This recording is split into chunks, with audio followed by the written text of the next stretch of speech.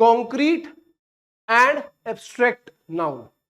ये बचपन में मुझे कभी नहीं समझ में आई कि क्या होता है कॉन्क्रीट एंड एब्स्ट्रैक्ट नाउन, क्योंकि हमारे टाइम के टीचर इतना अच्छा समझाते नहीं थे, वो बस बुक में बता देते थे ये लिखा है याद कर लो। पर अभी जब से यूट्यूब एंटर हुआ है ना अपनी दुनिया में, तो इतने बढ़िया बढ़िया इंग्लिश के टीचर्स हैं जो आपको यूट्यूब पे मिल जाएंगे, जो बहुत अच्छे अच्छे एक्सप्लेनेशन देते हैं। ऑब्वियसली मैं भी अगर तुम्हें पढ़ा रहा हूँ तो मैं कहीं से पढ़ करके ही पढ़ा रहा हूँ, ऐसा नहीं कि ये सब मैंने इजाद किया है और मैंने ही आज आकर के तुम्हें ऑब्वियसली मैं कहीं से पढ़ करके और वो चीजें लेकर के आ रहा हूँ जो तुमसे मर्चेंट नेवी में पूछी जाती है। मैं वो नहीं लेकर के आ रहा हूँ कि कल तुम शशि थरूर बनोगे, ठीक है। तो ये बहुत ही सही, ये कंसेप्ट इतना अच्छा कंसेप्ट है कॉन्क्रीट एंड एब्स्ट्रैक्ट का, मुझे बहुत अच्छा लगा जब मैंने पढ़ा, क्योंकि इससे पहले मुझे नहीं पता था कि अच्छा इस तरीके की भी चीजें होती है। कॉन्क्रीट में और एब्स्ट्रैक्ट में डिफरेंस क्या है? कॉन्क्रीट और एब्स्ट्रैक्ट में सबसे बड़ा डिफरेंस है physical existence and no physical existence. जिन चीजों का फिजिकल एग्जिस्टेंस है, मतलब कि अस्तित्व है, अस्तित्व है मतलब जिन चीजों को आप सेंस कर सकते हो। सेंस कैसे करते हो आप? सेंस करने के लिए आपके पास है eyes, nose, ears, tongues and skin, जिसकी वजह से आपके पास कुछ सेंसेस होते हैं जिससे आप देख सकते हो, सूंघ सकते हो, सुन सकते हो, टेस्ट कर सकते हो या फिर टच कर सकते हो। जिन चीजों को सेंस किया जा सकता है उनका फिजिकल एग्जिस्टेंस है, जिनको सेंस नहीं किया जा सकता उनका कोई फिजिकल एग्जिस्टेंस नहीं है, लेकिन फिर भी उनको नाम दिए जाते हैं। तो जब ऐसी चीज को नाम दिया जा रहा होगा जिनका फिजिकल एग्जिस्टेंस है तो उसको हम बोलते हैं कॉन्क्रीट नाउन, और जिनका फिजिकल एग्जिस्टेंस नहीं है उनको जब नाम दिया जाता है तो उनको हम क्या बोलते हैं? Abstract noun. Is that clear? तो कॉन्क्रीट नाउन और एब्स्ट्रैक्ट नाउन की डिफरेंस मैंने देखो यहां पे लिखे हुए हैं, और अच्छे अच्छे डिफरेंस है, बहुत मजा आएगा देखने में। जैसे अंजलि, अंजलि मतलब क्या है? अंजलि या तो आप बोलोगे कि एक मूवी का कैरेक्टर है, मैं देख सकता हूं उस कैरेक्टर को, वो अंजलि है। या कोई लड़की है जिसका नाम अंजलि है, उसको मैं देख सकता हूं, ठीक है। दिल्ली एक शहर है जिसको मैं देख सकता हूं, पूरा का पूरा शहर दिखाई पड़ रहा है, उस शहर की दीवारें, सड़कें तुम टच कर सकते हो, ठीक है, सेंस कर सकते हो, तो दिल्ली। अब यहां पे देखो, एक इसको देखना, मैं ट्रूथ और यहां पे मैंने किया वॉइस। जैसे मैंने बोला ट्रूथ एब्स्ट्रैक्ट नाउन है, ट्रूथ का कोई एग्जिस्टेंस नहीं है, तो इसमें क्या कंफ्यूजन हो सकता है? तुम लोगों को कंफ्यूजन है कि ट्रूथ एब्स्ट्रैक्ट है या कॉन्क्रीट है? एब्स्ट्रैक्ट है पक्का, लेकिन कोई सच बोलेगा तो तुम सुन नहीं सकते हो क्या उसको?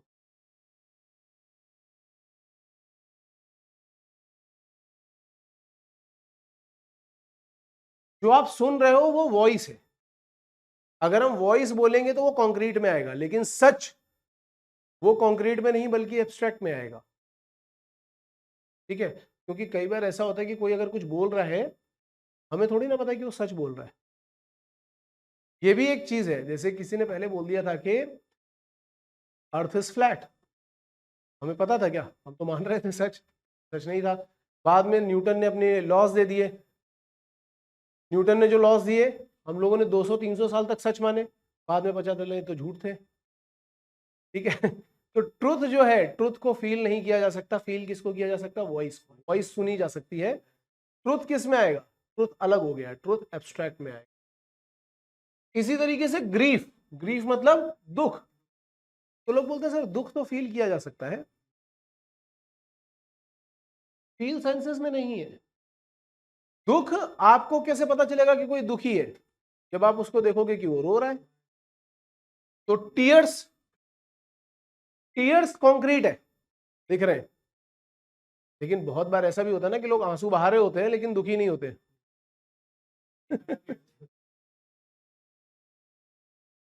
तो ग्रीफ एक ऐसी चीज है जो कि कॉन्क्रीट नहीं है, एब्स्ट्रैक्ट की कैटेगरी में आ रही है, ठीक है। ऐसे ही बर्थडे, बर्थडे का कोई एग्जिस्टेंस नहीं है, किसी एक पर्टिकुलर दिन का नाम हमने दे दिया है बर्थडे, लेकिन लोगों को पता कैसे चलेगा कि बर्थडे? जैसे केक आ जाता है, केक कॉन्क्रीट में है, बर्थडे कॉन्क्रीट में नहीं है। कुछ लोगों के बर्थडे एक महीने, एक साल में 2-2 3-3 बार आते हैं, पार्टी करने के लिए, गिफ्ट लेने के लिए? है कोई दोस्त ऐसे जिनके 2-2 3-3 बार? तूने यहीं कहीं किसी को देख लिया,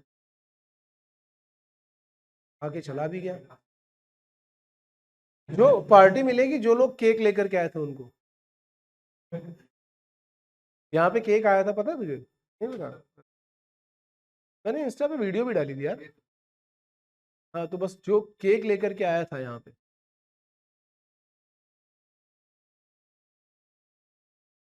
उनको पार्टी मिलेगी। अब तो बर्थडे निकल गया।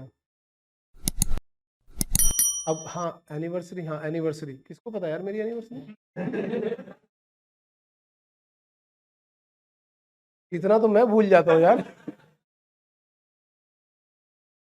डेट के मामले में मेरी हालत बहुत खराब है, मुझे डेट्स याद ही नहीं रहती कौन सी डेट कब आ रही है। एक बार मैं अपनी वाइफ का बर्थडे भूल गया, और वो भी ऐसा नहीं कि अभी हमारी शादी को 6-7 साल हुए हैं, बीच में अभी दूसरे तीसरे साल में की बात है कि मैं बर्थडे ही भूल गया हूँ। और रात में 12 बजे विश करना है, मैं 10 बजे ही सो गया। सुबह आराम से उठा, मैं उसको कुछ बोल ही नहीं रहा हूँ, मैं निकल गया ऑफिस। फिर मैंने फेसबुक पे देखा उसका बर्थडे। मैंने कहा यार ये तो गड़बड़ हो गया, इसको सरप्राइज में कन्वर्ट करना पड़ेगा। फिर मैंने 2-3 केक खरीदे, ऑफिस में ले जा करके रखे, ताकि उसको ये लगे कि ये एक्टिंग कर रहा था कि इसको बर्थडे याद नहीं है। और एनिवर्सरी तो मुझे लिटरली याद नहीं रहती, बहुत बार ऐसा हो जाता है, क्योंकि हमारी शादी ऐसी हुई थी कि हमें कभी ये पता ही नहीं रहता कि शादी 7 की थी कि 8 की थी।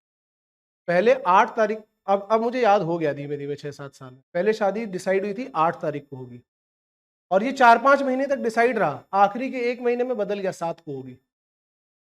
तो मैं भूल जाता था कि 7 की थी कि 8 की थी, फिर मैं ऐसे याद करता था कि हाँ 8 को तो मेरे दोस्त की है, नहीं तो मेरी 7 को ही होगी। एनीवे, तो मैं बोल रहा हूँ कि जैसे ये संडे, मंडे, बर्थडे, इनका कोई एग्जिस्टेंस नहीं है। ये नाम हमने अपनी तरफ से इनको पकड़ा दिए, इनका कोई एग्जिस्टेंस नहीं है। इनको ना तो देखा जा सकता है, ना फील किया जा सकता है, ना सूंघा जा सकता है। ठीक है, ऐसा नहीं है कि संडे को ये वाली स्मेल आ रही तो मंडे को कोई दूसरी वाली आएगी।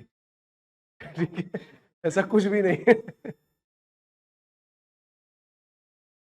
संडे, हाँ संडे हमने एक नाम दे दिया है, स्पेसिफिक नाम दे दिया है। आप प्रॉपर नाउन की कैटेगरी में डेफिनेटली डाल सकते हो कि उस दिन का नाम संडे है। ठीक है, लेकिन संडे को अगर आप इसमें डालोगे ना कि वो कॉन्क्रीट है या ऑब्सोल्यूट है, तो सॉरी एब्स्ट्रैक्ट है, तो एब्स्ट्रैक्ट की कैटेगरी में आएगा।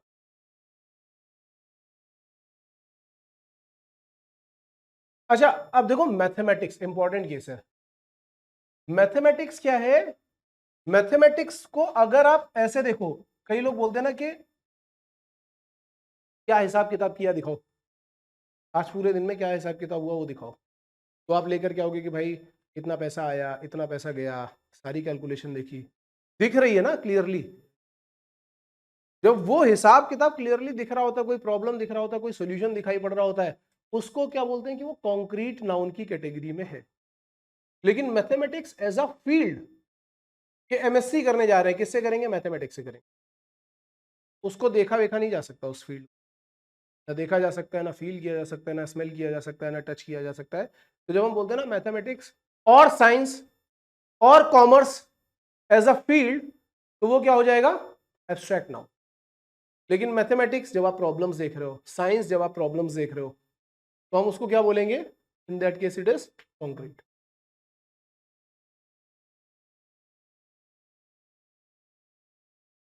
इनमें से क्या कर रहे हो? क्या देख रहे हो? किताब देख रहे हो ना, तो किताब होगी तुम्हारी कॉन्क्रीट। मैंने क्या बोला? मैथ की किताब देखी ना, तो किताब में जो क्वेश्चन देखा, कैलकुलेशन देखा, दैट इज कॉन्क्रीट। मैं मैथमेटिक्स से एमएससी करूंगा, एक फील्ड है मैथमेटिक्स, वो दिख रही कहीं? उसको टच करने का एहसास हो रहा है? स्मेल आ रही है उसकी कुछ?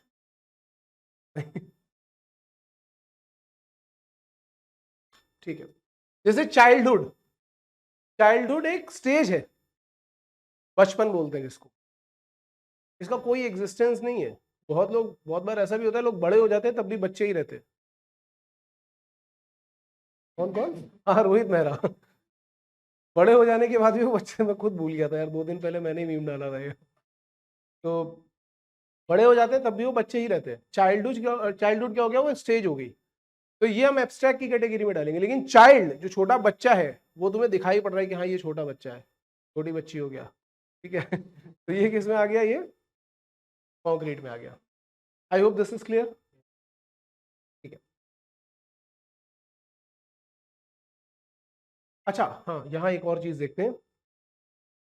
लोग कंफ्यूज करने के लिए क्या करते हैं, मोस्ट ऑफ द टाइम जो सब्जेक्ट है, ध्यान से सुनना, जब हम सेंटेंस बनाते हैं ना तो सेंटेंस के दो पार्ट होते हैं, एक होता है सब्जेक्ट और एक होता है प्रेडिकेट। जब हम सेंटेंस बनाते हैं तो सेंटेंस के होते हैं दो पार्ट, एक होता है सब्जेक्ट और एक होता है प्रेडिकेट। ऑब्जेक्ट भी होता है, प्रेडिकेट के अंदर ही आता है। हाँ वो वर्ब वर्ब सब उसी में, helping verb, normal verb, object सब उसी में आता है। कभी कभी ऑब्जेक्ट होता है, कभी कभी नहीं भी होता है, बहुत कुछ होता है। तो सब्जेक्ट एंड प्रेडिकेट की बात करते हैं। तो इसमें जो सब्जेक्ट है वो सब्जेक्ट क्या क्या हो सकता है, और ये अभी थोड़ी देर में पता चल जाएगा कि ये चीज मैं क्यों अचानक से बीच में बताने लगा। वो सब्जेक्ट होता है, नाउन हो सकता है, ठीक है, वो सब्जेक्ट प्रोनाउन हो सकता है, बहुत बार वो सब्जेक्ट वर्ब भी हो सकता है, बहुत बार वो सब्जेक्ट वर्ब भी हो सकता है। तो ये जो ये पार्ट है ना, वर्ब वाला पार्ट जो मैं दिखा रहा हूं तुम्हें, इसको हम लोग अलग से पढ़ेंगे, इसका एक सेपरेट लेक्चर होगा, ठीक है। तब मैं तुम्हें बताऊंगा कि ये कैसे यूज किया जाता है। जब मैं 8th क्लास में था ना, तब ये मेरा फेवरेट टॉपिक था। मैंने ये क्या बोलते हैं, जीरंड, इन्फिनेटिव और एक और भी था इसके साथ में, उन तीनों को बहुत अच्छी तरीके से प्रिपेयर किया था। तो अभी मैं क्या बोल रहा हूँ, ध्यान से देखना। सब्जेक्ट में क्या हो सकता है, या तो नाउन होता है या प्रोनाउन होता है, या कभी कभी वर्ब भी हो सकता है। और सब्जेक्ट मोस्टली नाउन और प्रोनाउन ही होता है। जैसे mathematics is my favourite subject. Mathematics क्या एक नाम है पर्टिकुलर सब्जेक्ट का, ये क्या हो गया, ये नाउन हो गया,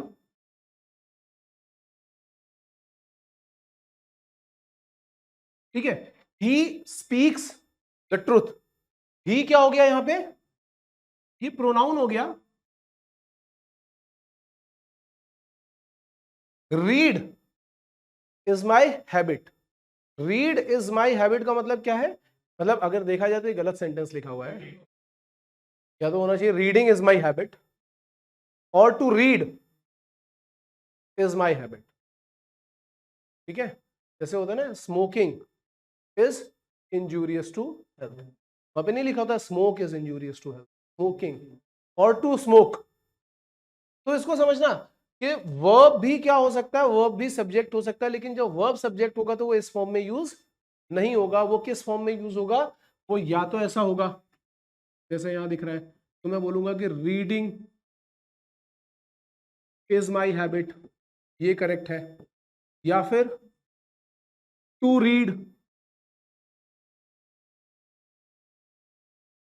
इज माई हैबिट, ये करेक्ट। कभी कभी ऐसी चीजें भी, जब सेंटेंस करेक्शन आता है तो ऐसा ऐसा भी पूछा जा सकता है। लेकिन इसके साथ में मैं तुम्हें एक चीज और बताने वाला हूं। अब जैसे एक क्वेश्चन दे दिया,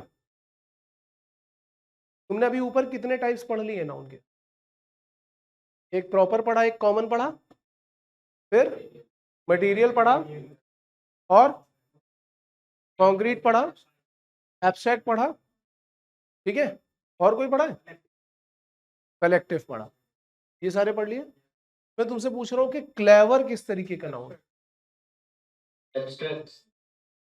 क्लेवर है एब्स्ट्रैक्ट, कितने लोग बोल रहे हैं क्लेवर एब्स्ट्रैक्ट है,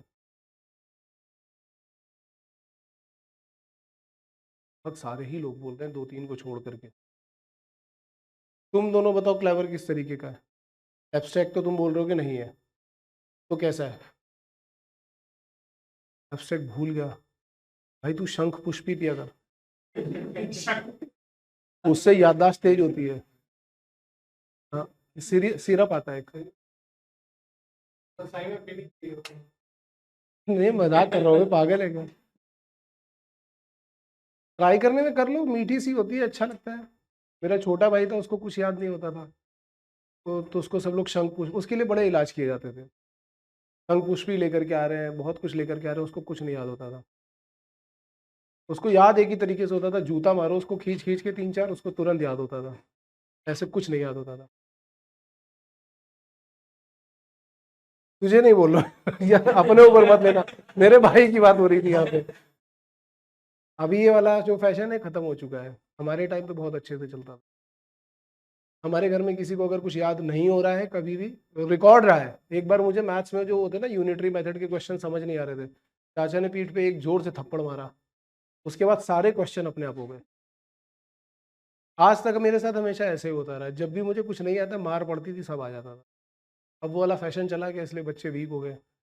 एब्स्ट्रैक्ट याद आया कुछ? अभी अभी पीछे ही वाले पेज पे कंक्रीट एब्स्ट्रैक्ट पढ़ रहे थे, जिनका एग्जिस्टेंस नहीं दिखाई पड़ता, वो एब्स्ट्रैक्ट। क्लेवर किस कैटेगरी में आ रहा है?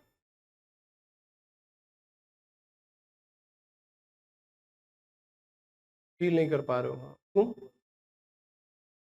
एब्स्ट्रैक्ट तेरे हिसाब से नहीं। बिट्टू तेरे हिसाब से क्या है? नहीं, तेरे पीछे बिट्टू बैठा ना। कंक्रीट कैसे है?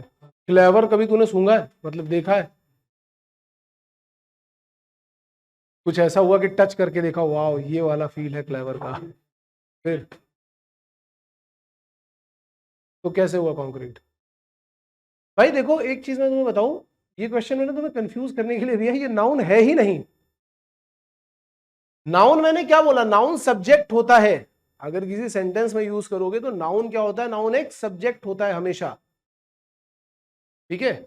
तो क्या इस क्लेवर को यूज करके आप सब्जेक्ट मतलब पूरा सेंटेंस बना सकते हो? क्लेवर को सब्जेक्ट की तरह यूज करो।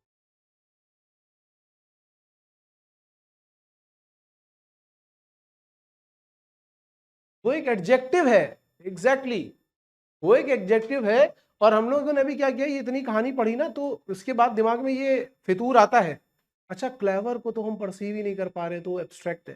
लेकिन हमेशा याद रखो, जब आपसे नाउन पूछा जाता है तो सबसे पहले सोचा करो कि क्या वो वर्ड सब्जेक्ट की तरह यूज किया जा सकता है, क्योंकि जो भी नाउन होगा उसको हमेशा सब्जेक्ट की तरह यूज किया जा सकता है, कोई भी नाउन उठा करके। हाँ, सब्जेक्ट मतलब सबसे पहले ऑल नाउन्स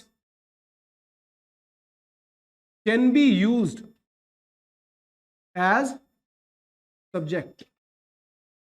तो आप क्लेवर को तो यूज ही नहीं कर सकते। आप ये बोल सकते हो a clever man, a clever boy is doing this और डूइंग दैट। तो क्लेवर के साथ में क्या आया? Man, clever boy, clever girl, clever fox, ठीक है?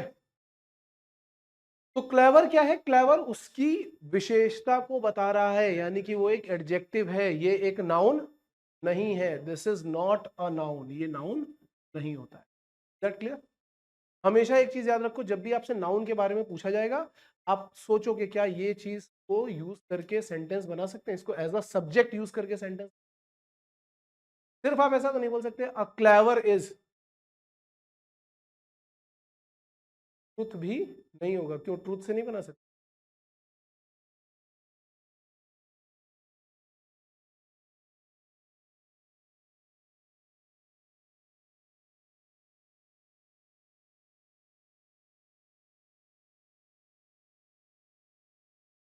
वैसे उसको हम नहीं, लेकिन उसको हम जीरो डिविडेंड में नहीं बना रहे, ट्रुथ से बना सकते हैं बिल्कुल।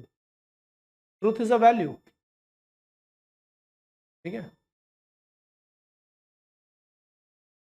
समझ में आ रही है बात? Then we are coming for countable and uncountable nouns. इनको जरा ध्यान से समझना, क्योंकि इसमें बहुत बार लोग इसलिए कंफ्यूज होते हैं कि कुछ लोग बोलते हैं कि चावल के कुछ दाने,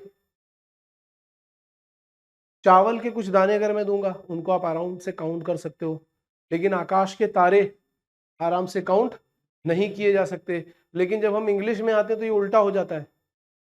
हम चावल को बोल देते हैं कि चावल दिया होगा, हम बोल देंगे कि ये अनकाउंटेबल है, और तारों को बोल देंगे कि काउंटेबल है। तो इसमें क्या है, इसकी डेफिनेशन अगर ठीक से समझ लोगे तो कोई पंगा ही नहीं है। सबसे इंपॉर्टेंट है इसकी डेफिनेशन समझना, और इसके साथ में क्या यूज किया जाता है। जो काउंटेबल नाउन होते हैं वहां पे यूज किया जाता है हाउ मेनी, और जो अनकाउंटेबल नाउन होते हैं उनके लिए यूज किया जाता है हाउ मच। एक के साथ में हाउ मेनी और एक के साथ में हाउ मच। काउंटेबल मतलब जिनको कि गिना जा सके, गणनीय बोलते हैं हिंदी में, गणनीय जिनको गिना जा सके। अनकाउंटेबल जिनको नहीं गिना जा सके। तो इंग्लिश लैंग्वेज के हिसाब से किसको गिना जा सकता है और किसको नहीं गिना जा सकता। तो देखो इंग्लिश लैंग्वेज के हिसाब से क्या होता है, इस चीज को समझना ध्यान से।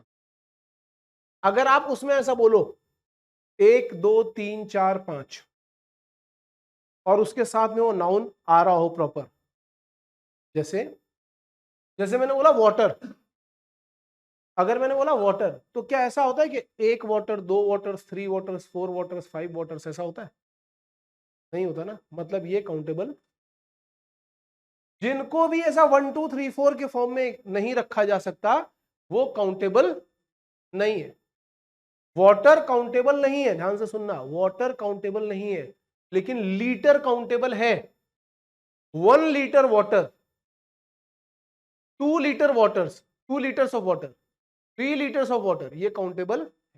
लीटर काउंटेबल की कैटेगरी में आएगा क्योंकि लीटर हमने एक यूनिट दे दी है, बट वाटर काउंटेबल की कैटेगरी में नहीं आएगा। आप ऐसा नहीं बोल सकते कि 1 water 2 water 3 water, 1 glass water 2 glass water 3 glass water, that is good, but 1 water 2 water 3 water हम नहीं कर सकते। तो हम क्या बोलेंगे कि वाटर जो है वो काउंटेबल नहीं है, अनकाउंटेबल है। तो हम बोले जब हमें उसके लिए यूज करना पड़ेगा ना कितना पानी, तो हम अपने हाउ मैनी नहीं पूछेंगे, हम क्या बोलेंगे how much water, how much water. और how many litres of water, litre countable है ना, तो how many litres of water. या फिर अगर अनकाउंटेबल की कैटेगरी में जाओगे तो how much water, water countable नहीं है, लीटर्स ऑफ वाटर काउंटेबल है। Is that clear? ऐसे ही पेन पे आ जाओ। अब देखो पेन, तो पेन को हम ऐसा बोल सकते हैं ना 1 pen 2 pen 3 pen 4 pen, 1 pen 2 pen 3 pen, ये बोल सकते हो ना। तो ये कैसा हो गया, ये काउंटेबल है, ये काउंटेबल है। How many pen,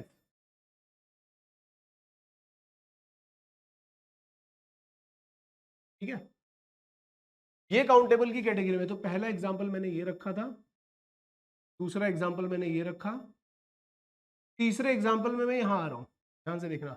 rice, 1 rice 2 rice 3 rice कुछ नहीं होता, 1 केजी राइस हो सकता है, 2 केजी राइस हो सकता है। तुम बोलोगे सर चावल का दाना उठा ले, तो चावल के दाने को बोलते हैं grain. 1 grain of rice, 2 grains of rice, यानी कि केजी और ग्रेन यूज करोगे तो ये काउंटेबल बन सकता है। अगर आप सिर्फ राइस यूज करोगे तो वो अनकाउंटेबल है। तो उसके केस में हम क्या बोलेंगे, हाउ मच राइस। और ऐसे हम क्या बोलेंगे, how many grains of rice, how many KGs of rice. Time, time countable है, 1 टाइम 2 टाइम 3 टाइम ऐसा होता है। 1 आवर 2 आवर 1 मिनट 2 मिनट, ये सब काउंटेबल में आ जाता है। समझ में आ रहा है ना? हाँ। हाँ। देखो डिस्टेंस भी अगर बोलोगे तो हम 1 डिस्टेंस 2 डिस्टेंस नहीं बोल सकते, लेकिन 1 किलोमीटर डिस्टेंस 2 किलोमीटर डिस्टेंस बोल सकते हैं। इसलिए डिस्टेंस जब कोई पूछता है तो बोलता है हाउ मच डिस्टेंस, और किलोमीटर्स बोलता है तो हाउ मेनी किलोमीटर्स। शुगर के लिए भी वही कंडीशन है, how much sugar is required और how many grains of sugar are required. That clear? Money, money में भी वही सेम चीज होती है। 1 मनी 2 मनी जैसी कोई चीज नहीं होती है। 1 पैसा 2 पैसा, 1 रुपी 2 रुपी। तो हाउ मच मनी और हाउ मेनी नोट्स ऑफ 100 और how many coins, how many rupees, how many bundles, वो सब चलेगा। बट मनी के केस में आओगे तो क्या बोलोगे, how much. Temperature, 1 temperature 2 temperature कुछ नहीं होता। 1 degree of temperature 2 degree of 2 degrees of temperature 3, ये होता है। तो कौन सा काउंटेबल है और कौन सा नहीं है, ये समझ में आ रहा है? मिल्क, मिल्क कैसा है, काउंटेबल है या नहीं है? अनकाउंटेबल है।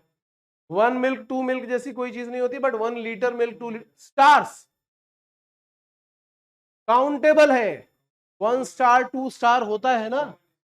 हाउ मेनी स्टार्स, ऐसा होता है ना, 1 स्टार 2 स्टार 3 स्टार।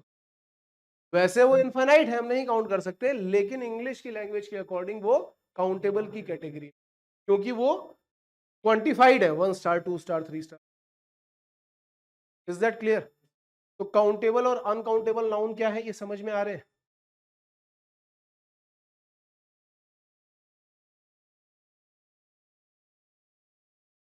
अच्छा हाँ, जेंडर भी है।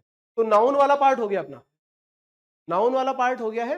अब हम जेंडर पे जा रहे हैं नाउन के बाद, क्योंकि क्या होता है कि नाउन में ही ये जेंडर वाले भी आ जाते हैं, जेंडर वाले टर्म भी आ जाते हैं आगे। खैर जेंडर एक जनरल टर्म है, नाउन में भी यूज करेंगे, प्रोनाउन में भी यूज करेंगे। तो जेंडर क्या हो गया, इसको देख लेते हैं कि इंग्लिश में कई सारे वर्ड्स होते हैं जिनका मैस्कुलिन जेंडर, मैस्कुलिन जेंडर का मतलब क्या हो गया कि वो मेल एनिमल वाली कैटेगरी में आ रहा है।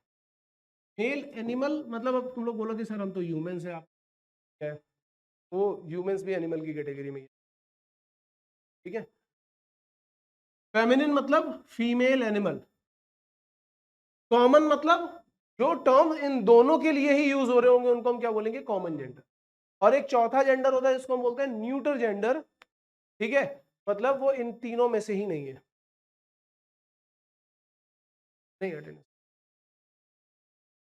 तो न्यूटर जेंडर जो है वो इनमें से तीनों में से ही नहीं है।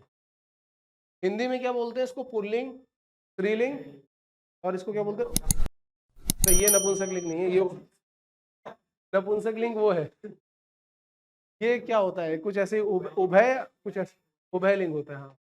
मतलब ऐसे टर्म जो दोनों के लिए यूज हो रहे हो, ठीक है। जैसे boy, man, king, brother, wizard, wizard मतलब वो जादूगर अपना डॉक्टर स्ट्रेंज, ठीक है। फेमिनिन में क्या हो गया, गर्ल, वुमेन, क्वीन, सिस्टर, विच, स्कारलेट विच, ठीक है। हाँ विच मतलब कुछ एक, विच इंग्लिश में एक ये भी फंडा है कि एक ही वर्ड के दो दो तीन तीन मीनिंग हो सकते हैं।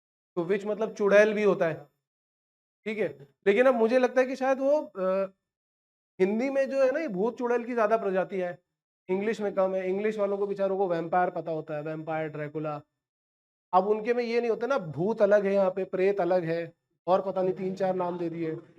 तो वो भी बेचारे नाम देने की, डीमन है ये, डीमन, डेविल है ये, ठीक है। तो उनको चुड़ैल का कुछ मिला नहीं होगा, उन्होंने बोला हाँ ठीक है विच वही चुड़ैल है, जाओ।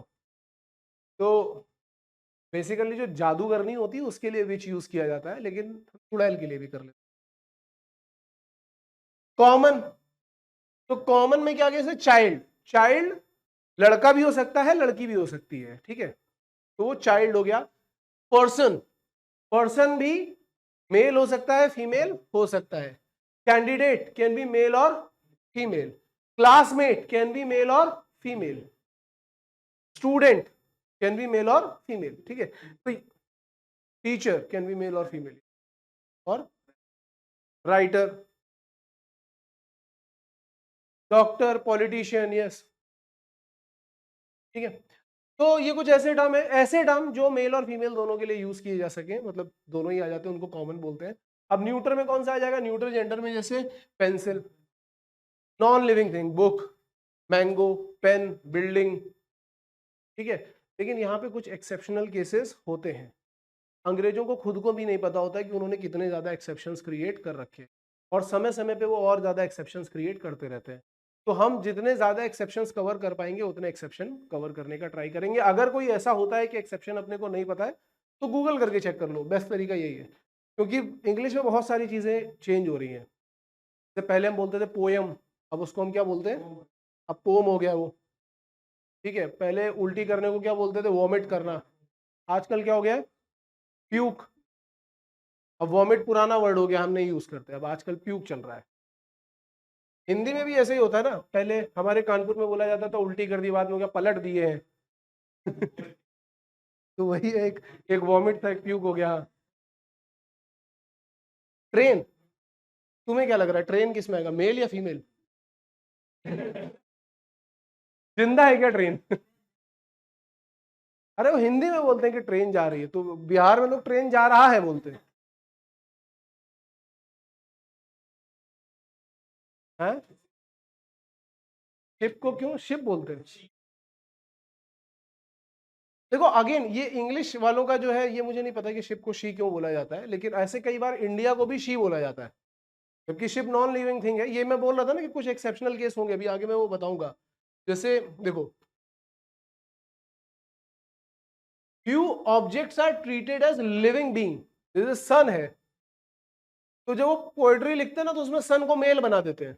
ये कोई गाना था, sun has got his hat on, his आने का मतलब क्या है, आपने उसको मेल बना दिया है। अर्थ को ये फीमेल बना देते हैं, ठीक है। तो कहीं कहीं पे इंग्लिश में ऐसा होगा, जैसे शिप को शी बना दिया है। हाँ, और एक कंट्री, इंडिया एक कंट्री है, उसको उन्होंने शी बना दिया है। तो वो डिपेंड कर रहा है कि आपकी जो लैंग्वेज है, अब क्योंकि ये अपनी लैंग्वेज तो है नहीं, इंग्लिश वालों की है, तो वो जो बना रहे हैं वो हमें एक्सेप्ट करना पड़ेगा कि हाँ ऐसा एक्सेप्शन केस भी है। कुछ ऐसे नॉन लिविंग ऑब्जेक्ट हैं जिनको वो मेल या फीमेल की कैटेगरी में डाल देते हैं। We have to understand that. और ज्यादा होगा तो आप इसकी एक लिस्ट निकाल लो गूगल पे जाकर के कि कौन सी ऐसी नॉन लिविंग थिंग है जिसको मेल या फीमेल कंसिडर किया जाता है। आपको एक लिस्ट मिल जाएगी, राइट इट डाउन।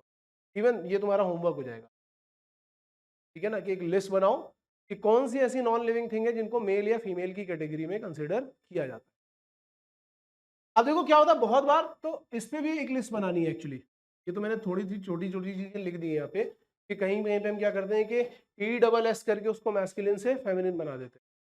जैसे लॉयन का लॉयनेस, एक्टर का एक्ट्रेस, प्रिंसेस वेट्रेस, हीरो का हीरोइन, आई एन यूज करके हमने उसको बना दिया।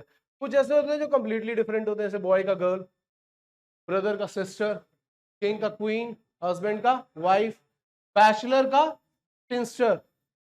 ये मुझे भी नहीं पता था इसलिए मैंने लिख दिया, तो मुझे याद रहेगा इस पे। हॉर्स का मेयर, बुल का काउ। अब ये देखो इनका कोई वो ई डबल एस और आई एन ई कुछ नहीं लग रहा है, बिल्कुल अलग है। नेफ्यू का नीस, कॉक का हैन, लैंडलॉर्ड का लैंड लेडी, पीकॉक का पी हैन, ठीक है। तो इस तरीके से हमें क्या होता है, इसकी एक लिस्ट बननी चाहिए जो हमें याद रहे कि किसका मतलब हम मैस्कुलिन और फेमिनिन में क्या बोल रहे हो। वैसे इसके शायद मैंने एक बार दी थी, नहीं, एप्टीट्यूड, जब मैं वो करवा रहा था ना जो जिसमें बहुत सारे वोकैबुलरी के वर्ड यूज हो रहे थे, एनालॉजी, एनालॉजी था उसमें मैंने दिया था। उसमें मैंने ये बोला था कि मैस्कुलिन फेमिनिन वाला भी एक रिलेशनशिप बनता है। एनालॉजी में जनरली ये होता है ना, this is to this, like brother is to sister, और man is to women, then bull is to what. तो वहां पे मैंने ये वाली लिस्ट दी हुई है, तुम लोग एक बार चेक करना, एनालॉजी में ये वाली लिस्ट दी हुई है मैंने। नहीं होगी तो बताना, मैं फिर से एक बार शेयर करूँ। तो इसकी एक लिस्ट प्रिपेयर करनी है। दो होमवर्क हो गए तुम लोगों के, एक तुम्हें ये मैस्कुलिन और फेमिनिन वाली लिस्ट प्रिपेयर करनी है, जितनी भी एक्सटेंसिव लिस्ट प्रिपेयर कर पाओ।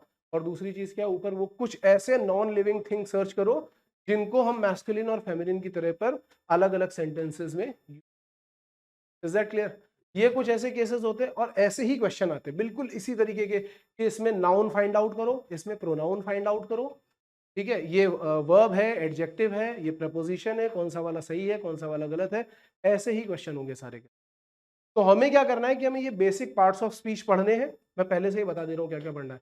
बेसिक पार्ट्स ऑफ स्पीच पढ़ने हैं, कुछ आर्टिकल्स पढ़ेंगे हम लोग, टेंसेस पढ़ेंगे, ठीक है, थोड़ा मॉडल वर्ब वगैरह भी मैं यूज करूंगा कि कैसे कैसे उसको यूज करते हैं सेंटेंस कंप्लीशन के लिए, क्योंकि क्वेश्चन या तो सेंटेंस कंप्लीशन का होगा या वोकैबुलरी का, या फिर इनसे रिलेटेड होगा।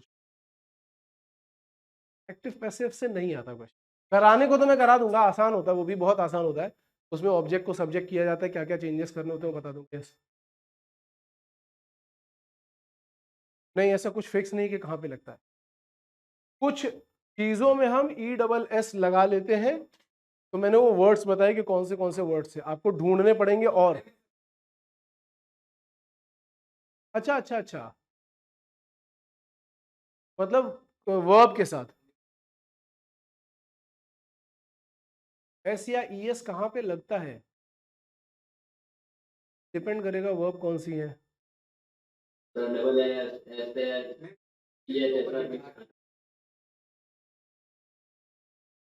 मैं देख के बताऊंगा। अभी तो मेरे हिसाब से मुझे तो ऐसा कुछ स्पेसिफिक नहीं दिखाई पड़ रहा है कि हम लोग कॉन्सोनेंट के साथ में या वॉवेल्स के साथ में लगाएंगे, किसके साथ में, क्योंकि कहीं पे एस यूज होता है कहीं पे ई एस यूज होता है। तो अगर कुछ ऐसा होगा कि नहीं हम वहां पे ही यूज करते हैं, इस पर्टिकुलर केस में यूज करते हैं, तो मैं अलग से देख के बता दूंगा। अदरवाइज तो मुझे लगता है कि नॉर्मली होता है, कहीं कहीं पे एस यूज होता है कहीं पे ई एस यूज होता है। ठीक है, जैसे वो टीच है तो टीचेस, रीच है तो रीचेस यूज कर देते हैं, वहां पे एस नहीं ई एस यूज करते हैं। और अगर स्पिन होगा तो उसके साथ में एस यूज करते हैं, स्पिन्स हो जाता है वो। तो कुछ ऐसा नहीं है कि कॉन्सोनेंट के बाद में यूज हो रहा हो, लेकिन हो सकता है कि कहीं कुछ स्पेसिफिक हो कि सी एच हो या किसी और के साथ में यूज हो रहा हो, तो I will check and tell you. अभी फिलहाल हमने नाउन देख लिया है और अभी हमने जेंडर्स देख लिए हैं। कल हम लोग नेक्स्ट लेक्चर में प्रोनाउन देखेंगे, और ढंग से जाकर के एक बार देखते जाना, क्योंकि ये सारे के सारे नोट्स मैं लास्ट में तुम्हें दे दूंगा, लेकिन एक बार अपनी अच्छी तरीके से प्रैक्टिस के लिए वो बुक ले लो रेन एंड मार्टिन, ताकि आप उस पर ज्यादा प्रैक्टिस कर पाओ। ठीक है।